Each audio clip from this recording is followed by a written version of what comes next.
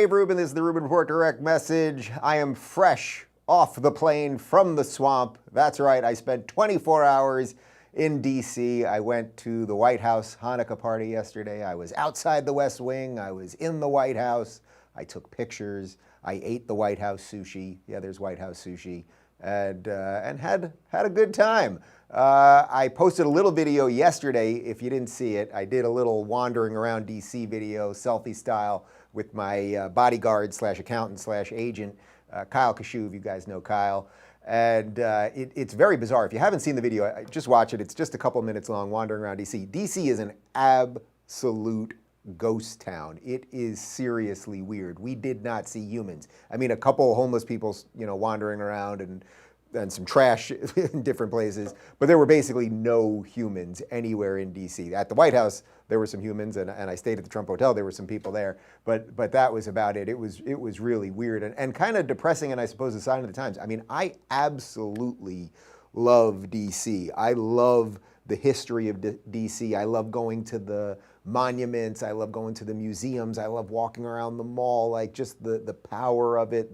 Everything's huge. The buildings are massive. I'm sure most of you, at least from those of you who are American, have been there. But if you haven't been there, go. I mean, unfortunately, everything's kind of closed right now, so you may want to wait a little bit. But it was, kind of brisk and cold and gray as DC can be this time of year. And it was just depressing. No tourists, no people, everything closed. It was hard to find a place to go to lunch. And actually, we did this little video, and the only humans that we saw three guys, and they happened to know me. They happened to be fans of the show. They were the only three people that we saw as we were wandering around. It was really bizarre. The party was great though, and it was really cool, obviously, to be at the White House. And if you haven't seen the video from yesterday, take a look at that. There's a bunch to talk about today, and I just want to say one thing before we get into it.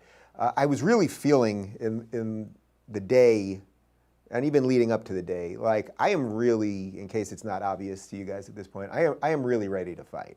I am really ready to fight. There are so many bad trends happening right now, from the confusion over the election to the endless lockdowns, to the fact that our mainstream media has just failed us at every front there is. Like, there's just nothing they haven't failed us on. I just want you guys to know I am absolutely ready to fight. And part of that comes not just because it's kind of within me right now, and I guess my whole life kind of led up to this, so here we are, whether I like it or not, but also the amount of messages I'm getting from you guys and the amount of people that I met at the party yesterday and at the hotel, people coming up to me just saying that I had something to do with their awakening, or I'm fighting because they can't, because they don't want to lose their job and everything else. And it's like, we all just need like a dose of bravery right now. Wouldn't that be something if instead of getting injected with a vaccine, all we just need is an injection of bravery? Because I kind of think that's where we're at. Before I get into everything else real quick, I also bumped into Judge Janine at the hotel. Believe it or not, I'd never met her. I do her show all the time, but we had actually never met in person, so it was nice to see her there. And then at the hotel, I bumped into Sidney Powell, and we chatted for just a minute, and I asked her if she's feeling good about everything and if she really believes that things are going to happen and all that, and she does. So as I've said from beat one, it's not just what she believes or what she says. It'll ultimately be about what she can prove in court. And, that remains to be seen, and that will sort of get us into story number one. But before we do that, guys, I want to talk to you about Glint Pay, because as you know, you can use your Glint Pay card to buy and sell gold. You can not only do that, but you can use your Glint Pay card, which also acts as a MasterCard, to make transactions. So you can buy a cup of coffee, you can buy clothes, whatever it is that you buy. Do you buy stuff these days? Whatever it is, toilet paper or paper towels, you can buy with your Glint Pay card, and using the app, you can actually choose whether you're going to pay in gold or in US dollars. So it acts like a regular MasterCard, and that way it's a pretty beautiful thing. Guys, the Glint Pay card is issued by Sutton Bank, which is a member of the FDIC, pursuant to license from MasterCard International. It's free to sign up, so go to glintpay.com/Rubin for more info and to start purchasing gold today. That's glintpay.com/Rubin to get your gold today. And now back to me. All right, so this is the story. This is the story. We're doing 4 stories today because there's obviously a bunch going on, but this is the story. If you only hear one story today, whether it's from me or somebody else, this is the thing you got to pay attention to. And it has a little bit to do with what we do right here.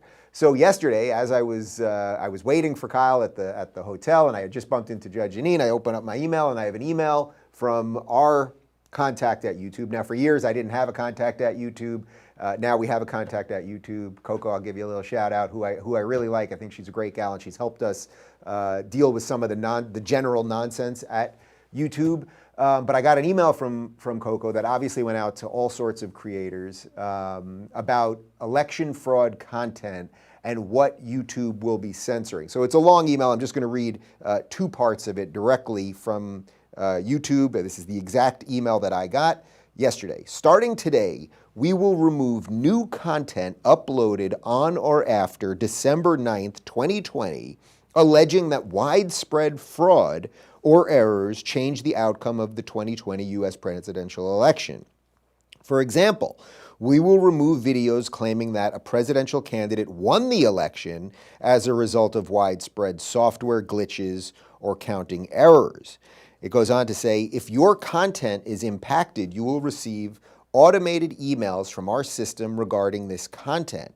As we ramp up our enforcement, we'll initially remove violative videos without giving a strike. We will begin issuing strikes for new content uploaded after Inauguration Day, January 20th, 21.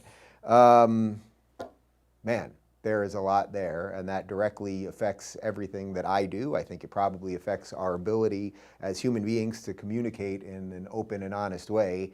And there's just so much to talk about. I don't even know where to start. So I'll start with, before we even get into what's going on now, I would like you to do a quick search about Russiagate on YouTube, about Russia or Ukraine infecting our 2016 election. Quotes from Hillary Clinton saying it was an illegitimate election, Nancy Pelosi saying the same thing, all of the Democrats running around, Swalwell, who it's now turned out, Eric Swalwell, it's now turned out he was sleeping with a Chinese spy, him talking about how Donald Trump Jr. is a Russian asset.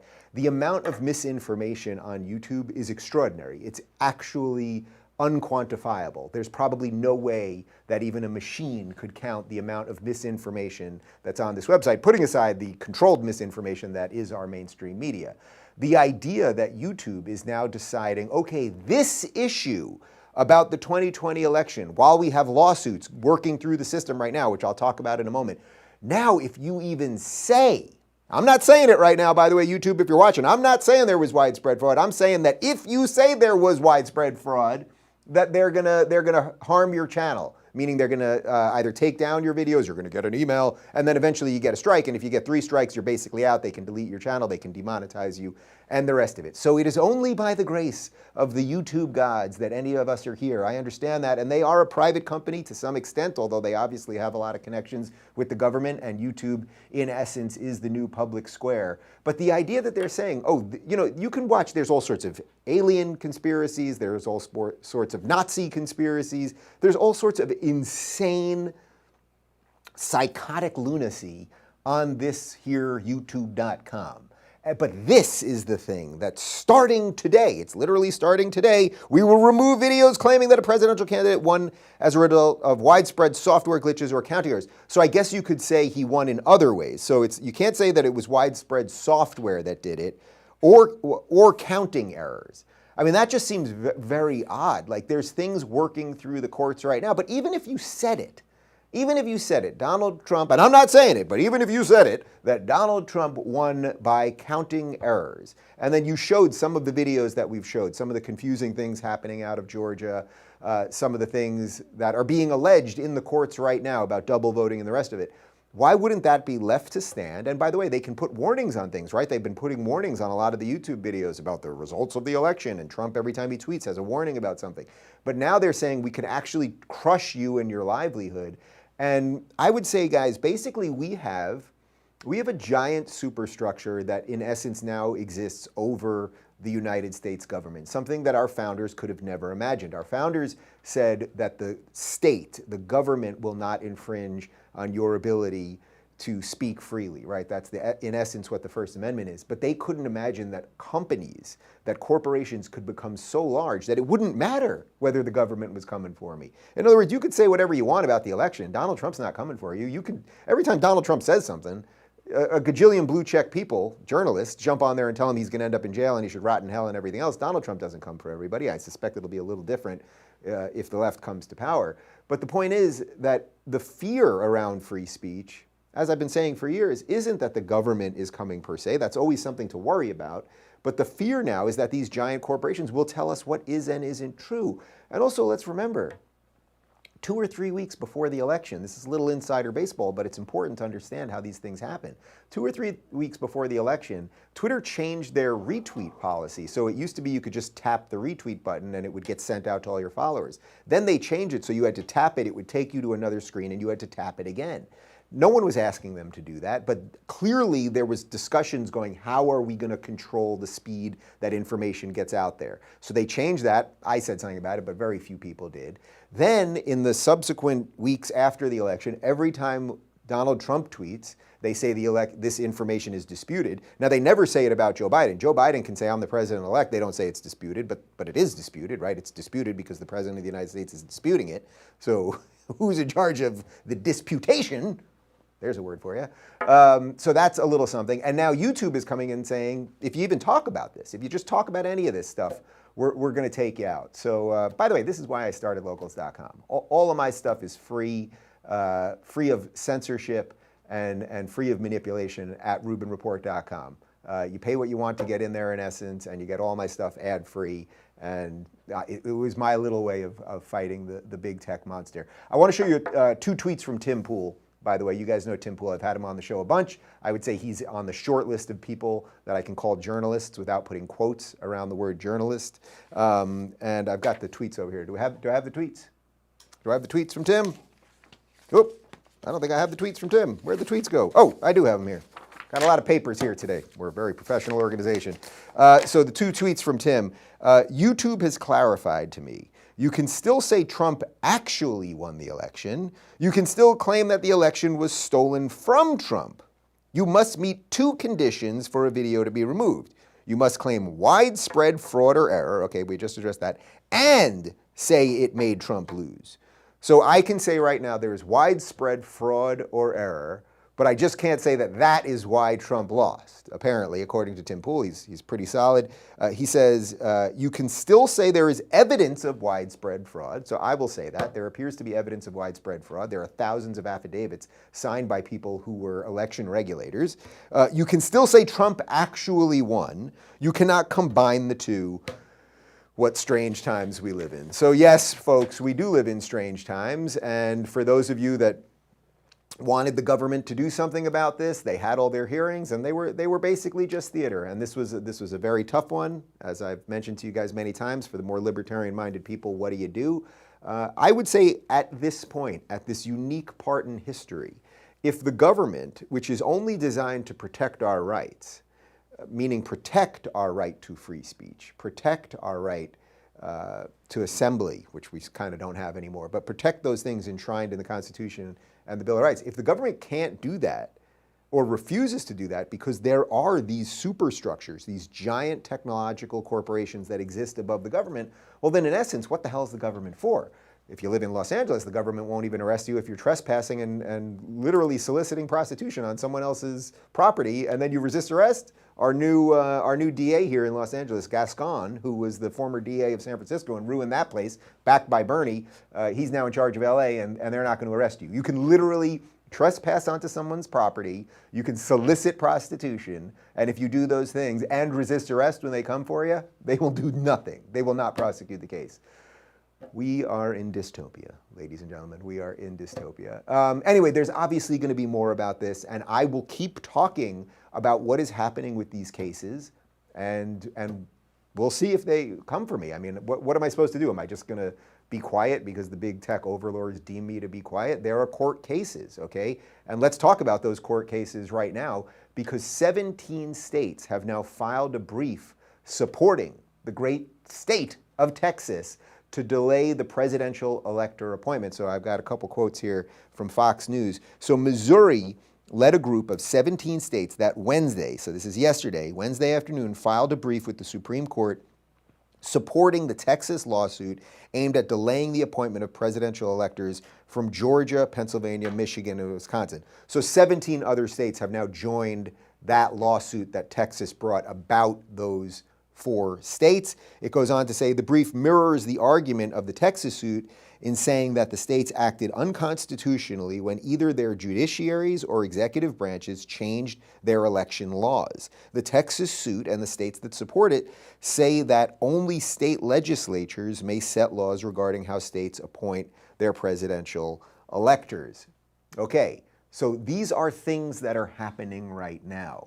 So if it comes out through any of these court cases, if it comes out that in any of these court cases that votes were changed, or that something happened with Dominion, or that there was any malfeasance or weirdness, well, A, we should know about that. Wouldn't you want to know about that? I think across the aisle we would all want free and fair elections. I'm actually not so sure about that, but I think most people want free and fair elections, not something that's just rigged so that they get what they want. But in essence, we now have 17 states that are on board this thing. So including Texas, now you've got 18 states, okay? And we are entering a very weird time. We are entering a very weird time. And as I said last week, you know, my feeling is that regardless of what the truth here is at the moment, regardless of what the truth is about election fraud, or was it done absolutely perfectly? I mean, the fact that YouTube doesn't want you to talk about it, mainstream is ignoring it. If anything, that in and of itself makes it seem like it's more legit, right? Like if every day the mainstream media was covering it and saying, oh, we had these hearings today and these regular citizens put their butts on the line to say these things, but they're all crazy people or something like that. Well, if you guys were covering it, well, then it wouldn't seem so weird. But the more they say, oh, don't look over there, the more that the average person, because they've shot their load already, right? I'm trying to be cleaner this week. They've busted their nut. Wait, that didn't work either. You get what I'm saying, people. They've done such a poor job of doing what they're supposed to do that the more they ignore something at this point, the more legit it seems. That seems to be what's happening here. And this ain't going away. I'm going to keep talking about it. And again, as I've said from day one, if all of it gets through the courts, look, the Supreme Court will either take this case or not now. From what I understand, it's on the docket at the Supreme Court. That does not mean they have to take the case. Now that 18 states are in, it does seem like there's going to be a certain amount of pressure for them to do it. But the question is this, regardless of what is actually true here, my feeling is that Trump basically has more support now than he did before the election, because you've got basically all of the people who supported him, and I've found very few people that don't think something weird happened, just something weird, right? And then you've got all of these other people who are now seeing endless lockdowns, lives being destroyed. And you know, I went to the rally in Los Angeles to open up the restaurants a couple days ago, and most of the people there, they're not Republicans. They're not Trump supporters in a traditional sense. They're people that just want to live, and they're suddenly going, oh, it's the Democrats that are trying to destroy our lives. And then what the next logical step is from that, in an odd, unfortunate way, is, oh, well, I guess Trump's better than that. I don't even mean that in an unfortunate way. I mean it in like, it's just a strange political reality that we have. It's like, oh, the Democrats are horrible, so here's the other guy. Maybe I should look at that. So I sense he has a little more support than he did before. But speaking of support, if you want to support a healthy lifestyle, I want you to look at a new protein bar that tastes like a candy bar, people. I've been talking about Built Bars, and they are just the brand for you. Built Bars are super tasty and come in 18 amazing flavors. My favorite is the cookies and cream, which I've got right here.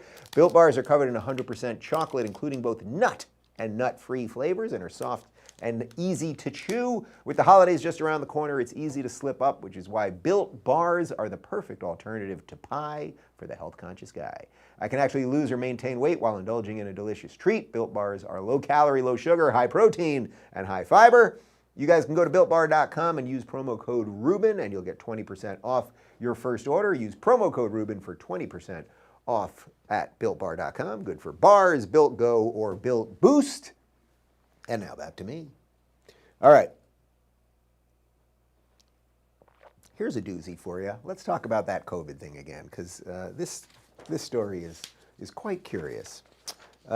Cornell University, you know Cornell University, it's in upstate New York. I went to SUNY Binghamton, State University of New York at Binghamton. It's the public school that everyone said was the Cornell of the public school education, of the public school system. It was about 45 minutes from Cornell. I had some friends that went to Cornell. I know a lot of people that have been to Cornell. I visited Cornell a few times. At one time, I don't know if this is still true, at one time it was the suicide capital of the world in terms of colleges, because they've got these gorges, just these giant cavernous gorges that people would just jump off the bridges.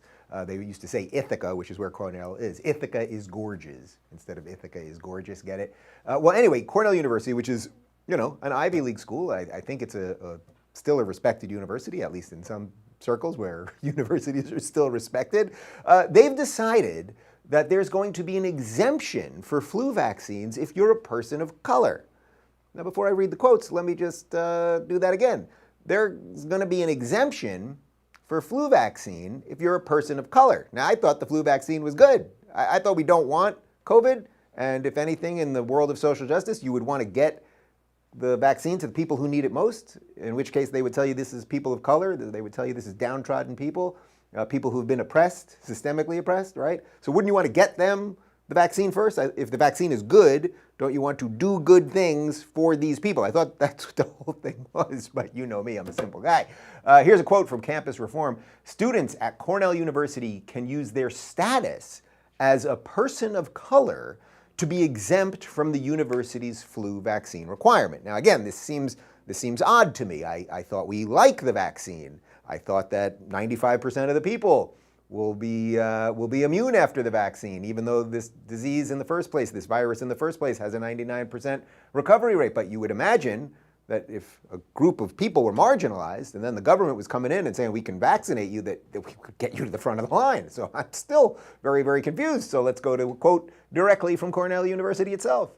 We recognize that due to longstanding systemic racism and health inequities in this country, individuals from some marginalized communities may have concerns about needing to agree to such requirements. For example, historically, the bodies of Black, Indigenous, and other people of color have been mistreated and used by people in power, sometimes for profit or medical gain. There's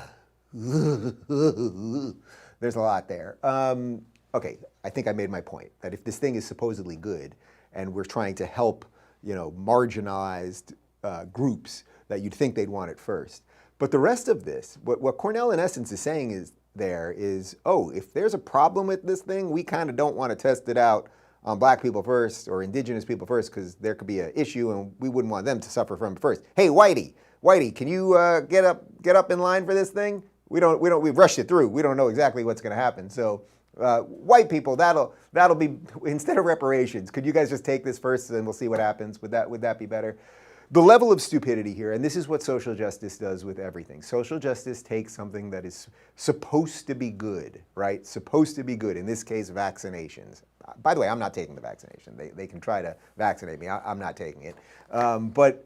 Because I'm not taking a vaccine that has for a virus with a 99% recovery rate as a relatively young, healthy person. Like, I just see no reason to do that. But I would welcome anyone that wants to take it. I believe in personal choice. I know that's a crazy, radical position these days. But this is what social justice does with everything. None of this really makes sense.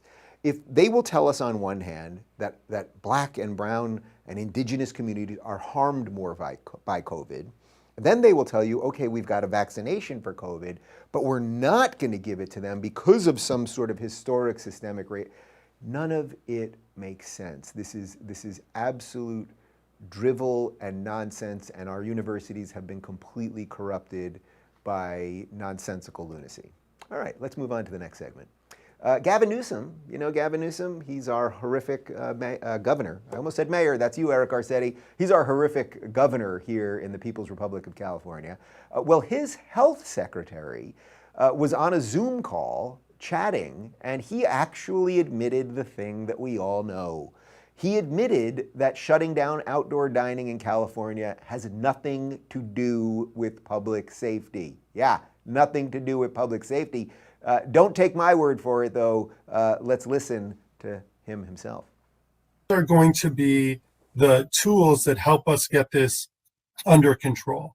So the decision to include, among other sectors, outdoor dining and limiting that, turning to restaurants to deliver and provide takeout options instead, really has to do with the goal of trying to keep people at home, not a comment on the relative safety of outdoor dining.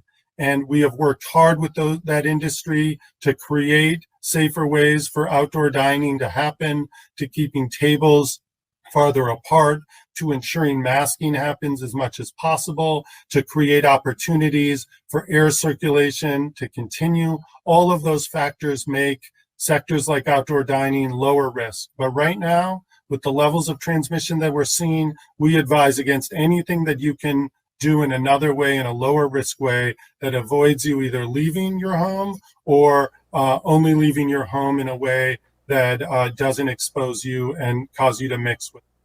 God, these people are absolutely ridiculous. So to be clear, that's California Health Secretary Mark Ghaly. I believe that's how you pronounce his last name. And that was on a Zoom conference for California Health and Human Services. I got two quotes there that he said these are just incredible. He says, quote, "The goal of trying to keep people at home, ... not the relative safety of outdoor dining." Meaning that they understand that the relative safety of outdoor dining is totally fine. We have no evidence, but prove me wrong, people, no evidence that outdoor dining transmits COVID. There is no evidence of it. And let's not forget, we are not in New York, we are not in DC on the East Coast where it's the middle of the winter right now and it's 32 degrees outside. We are in Los Angeles. I am wearing shorts right now. I know I look very professional, but I'm wearing shorts, okay? I'm not even wearing socks.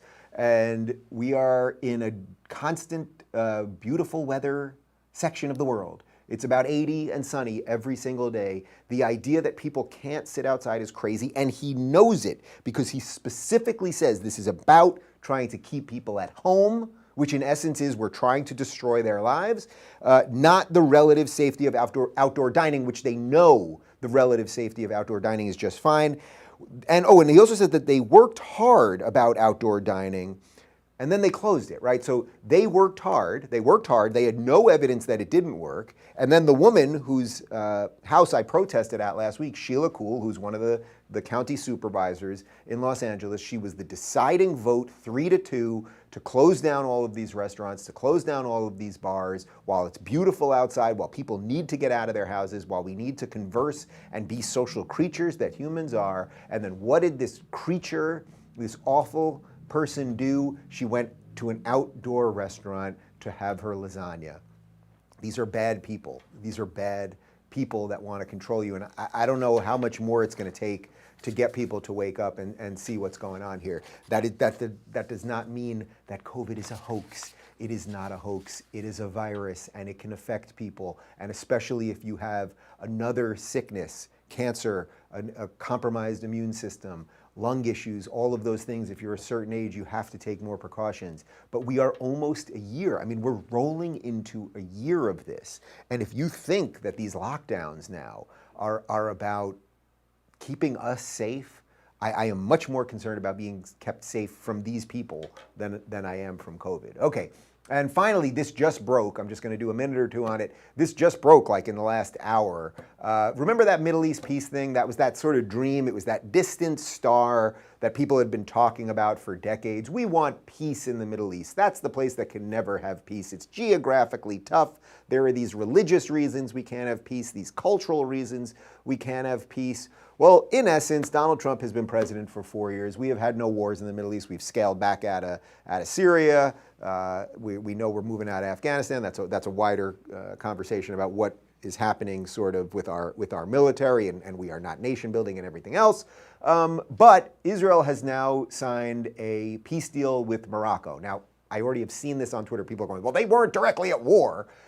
But they weren't at peace either. And the more that these countries exchange commerce and exchange ambassadors and say, hey, you have a right to exist, I have a right to exist, the more that peace actually can flourish. So the quote from AP News is, Israel and Morocco have agreed to normalize relations, President Donald Trump said Thursday, marking the fourth Arab-Israeli agreement in 4 months.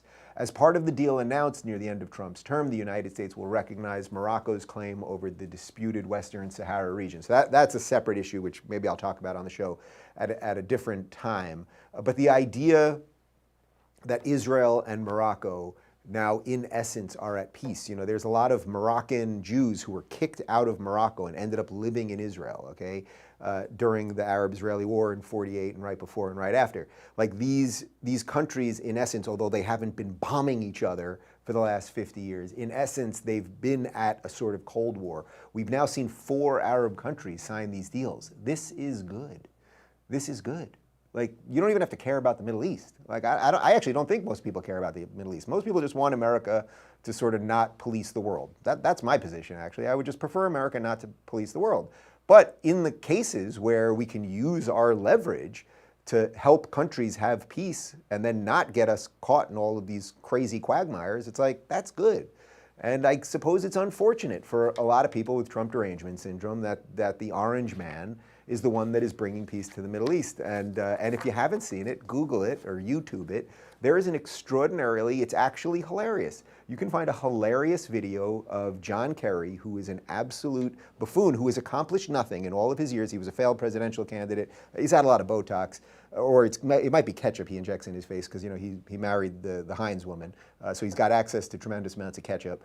But putting aside that, there's a great video of him as he was, was he Secretary of State? I think as he was Secretary of State in the Obama administration. Can you fact that for me?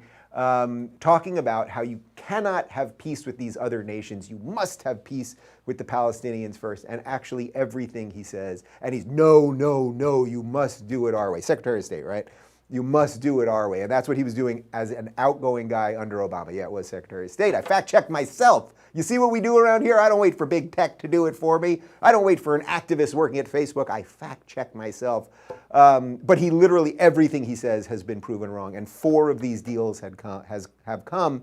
And by the way, if one of these deals had come under President Obama, people would be giving him the super Nobel Prize, right? He got the Nobel Prize for doing nothing. He'd be getting the super Nobel if this had happened. So here we are. So even in what potentially are Trump's last, 5-6 weeks, and again, I'm still not sure of that, and I will keep talking about it, no matter what YouTube wants me to do, there are good things happening out there. There really are. So that's that. All right, guys, I got to jump. Got a hectic day of interviews and a couple other things.